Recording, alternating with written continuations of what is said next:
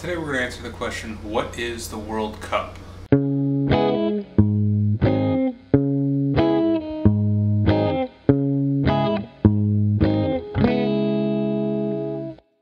Now, a lot of Americans are probably trying to answer this question for themselves because they've seen a lot of advertisements on television or the internet for the World Cup, and a lot of Americans don't know what it is because a lot of Americans don't care what it is. But today we're going to answer the question, what is the World Cup? Okay, let's start in sort of a Socratic manner and figure out what the World Cup is not.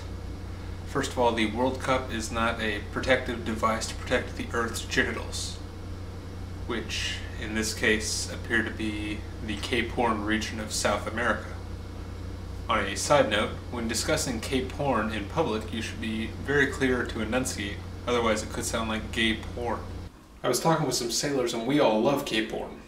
Secondly, the World Cup is not a very interesting bra design that I may or may not have pitched to executives of Victoria's Secret and may or may not have been laughed out of the office because of.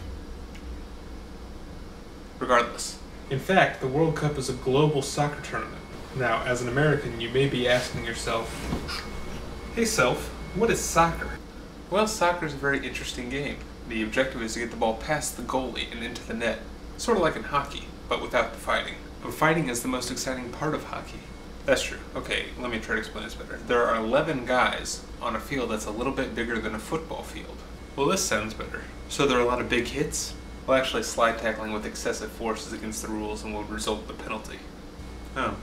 You could even get a yellow card, or if it's bad enough, a red card. That's weird, because the people who really care about soccer would need a green card to play in the United States.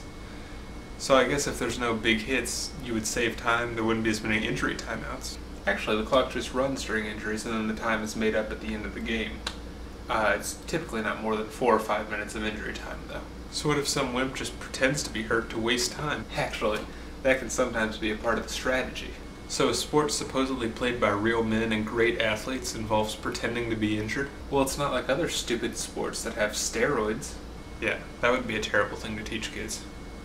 This sport doesn't sound very attractive. Let me try to explain this a different way.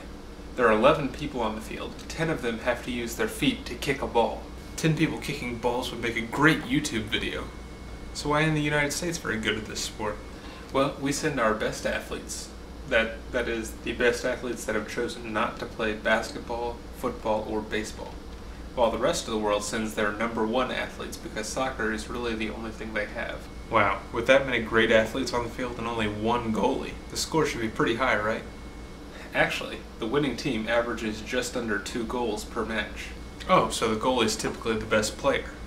Well, the forwards are typically the best players, like Cristiano Ronaldo. Wow, those guys must score a bunch of goals to be considered the best. Actually, Ronaldo averages about 0.4 goals a game. Wow, 4 goals in one game? No, 0.4. That's slightly less than 1 every other game. Oh, and he's the best? Yes. This game sounds terrible. Well, everyone else in the world loves it. South Americans and Europeans go crazy for it. Aren't those the same people that love techno music, tight mesh shirts, and drinking Earl Grey tea in the morning? Good point. Verdict? The World Cup is a soccer tournament, which means it's a tremendous waste of time.